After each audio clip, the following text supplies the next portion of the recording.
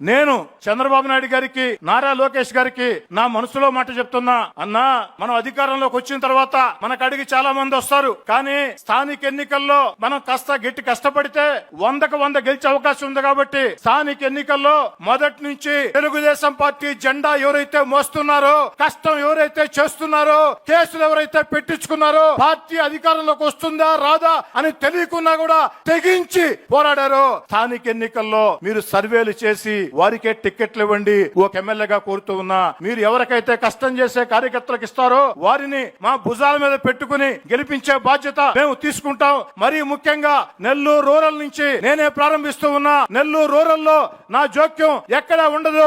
Party నిర్ణయించండి, party కోసం కష్టం చేసే వాళ్ళని పెట్టండి. అధికారం వచ్చిందో వచ్చేవాళ్ళు వస్తూ ఉంటారు, పోతా ఉంటారు, కానీ ఎమ్మెల్యేలుగా పోటీ చేసేవాళ్ళు, ఎంపీలుగా చేసేవాళ్ళు వస్తూ ఉంటారు, పోతా ఉంటారనా. కొంతమంది మీతో గట్టిగా ఉంటారు, కానీ ఆ కింద కూర్చున్న ఆ జెండా మోసిన కార్యకర్తలు ఈ రోజు మీరు వర్చువల్ మహానాడు పెడితే ఆ యొక్క ప్రాంతాల్లో ఒక పండుగ వాతావరణంలో సాగుతూ ఉంటే అక్కడ కూర్చుని ఏదైతే మీరు చెప్పే మాటలకి నిన్న లోకేష్ గారు ఉపన్యాసంకి హోరెత్తారు, బాబు గారు మాట చెప్పారు, దానికి హోరెత్తారు. కాబట్టి ఆ కార్యకర్తలే పార్టీ సొంతం.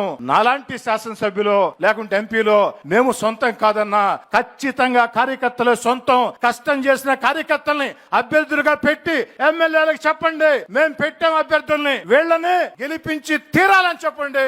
అప్పుడు నిజమైనటువంటి కార్యకర్తలకి న్యాయం జరుగుతుందని కోరుకుంటూ, భవిష్యత్తులో నారా లోకేష్ గారు ఇంకా ఉన్నత స్థితికి రావాలని, నారా చంద్రబాబు నాయుడు గారు ఇంకా కూడా ప్రజలకి ఆయుర ఆరోగ్యాలతో సేవలు అందించాలని, వారి నేతృత్వంలో అద్భుతంగా మహోద్భుతంగా ఆంధ్రప్రదేశ్ ముందుకు సాగుతుందని మనసా వాచా నమ్ముతూ మీ అందరి వద్ద సెలవు తీసుకుంటూ బెల్లు కొట్టనటువంటి కేశవన్నకి ప్రత్యేకంగా ధన్యవాదాలు తెలియజేస్తున్నాను.